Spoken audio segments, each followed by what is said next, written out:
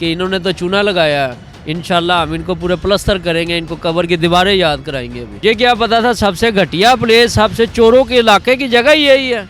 Silencer तक नहीं छोड़ते, कारपोरेटर तक नहीं छोड़ते, टाई ट्यूब तक नहीं छोड़े यार इन्होंने। वकील साहब 2000 रुपये दें आप। 2000 रुपये रिश्वत मांगी? हाँ जी दी है, हमने हल्फन कह रहे हैं दी है। अस्सलाम वालेकुम नाज़रीन, मैं हूं आपका मेज़बान उमर बलोच और आप देख रहे हैं उर्दू वायरल। नाज़रीन, ज़्यादतियाँ बहुत होती थी अवाम के साथ जनाब। कभी कोई किधर धक्के खा रहा है, कभी किसी पुलिस स्टेशन में धक्के खा रहा है, और बेचारी बीबियाँ हमारी रो रो पिट पिट रही होती थी कि भाई ये ऐसे ही पैसे मांग रहा है, मुहर्रिर पैसे मांग रहा है, मेरी ज़िंदगी को अजाब बनाया हुआ। पुलिस वालों ने इतना तंग किया हुआ था अवाम को कि आपकी सोच है। सारी कहानियाँ मैंने आप तक पहुँचाई। एडवोकेट वलीद सिद्दीकी साहब हमारे साथ मौजूद हैं। गरीब लोगों के केसेस ये फ्री लड़ते हैं। ये जो बेचारी अवाम जो रो रो के इनके पास जाती है, ये फ्री केसेस लड़ते हैं और उन तक इंसाफ की फराहमी को आसान बनाते हैं। लेकिन इनके खुद के साथ ये हुआ कि थाना लारी अड्डे के सामने अपनी बाइक लगाई, और जब ये केस के सिलसिले में आज़ाद कश्मीर से वापस आए तो बाइक ही नहीं थी जनाब। बाइक को पर्चे में भी डाल दिया, उसके सारे सामान भी उसका चेंज कर दिया, और जनाब इनको भी चूना लग गया।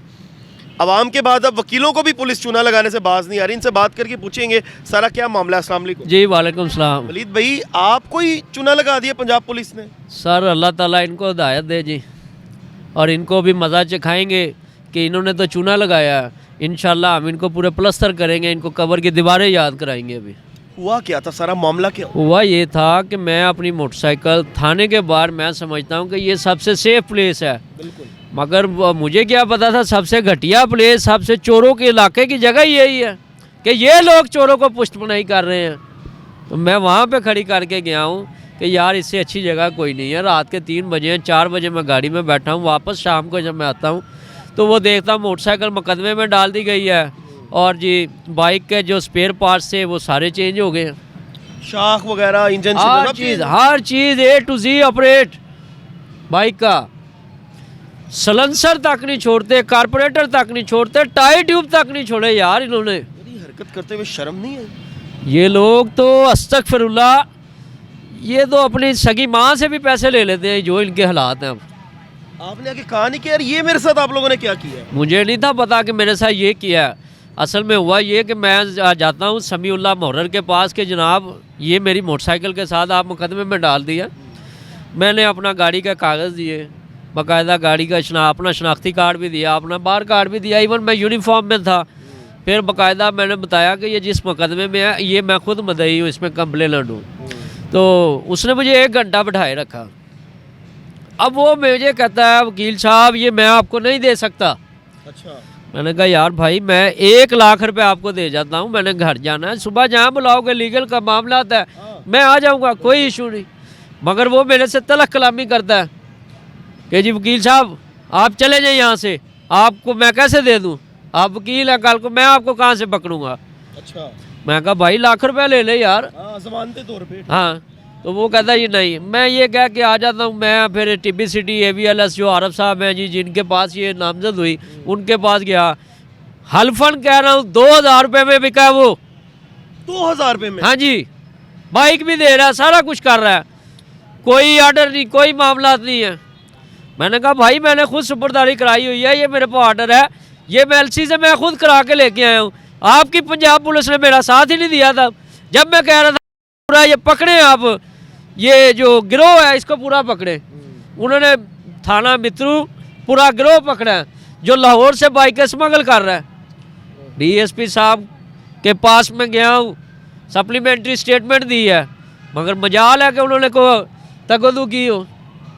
IO साहब कहते हैं आप खुद ले आए, मैं अपनी बाइक ले आया। अब वो 2000 रुपये में मुझे कहता जी आपका चलान हमने ख़त्म करना है, ज़ेर तफ्तीश था, पिछले IO साहब ने नहीं किया, इसको पोलग्राम में जाना है, 500 उधर देना है, इसको प्रोसिक्यूशन ब्रांच में देना है, 500 उधर देना है, इसको टाइपिंग। ओ भाई ये सरकारी काम है, सरकार आपको तनख्वाह दे रही है इस चीज़ की। वकील साहब 2000 रुपये दें आप।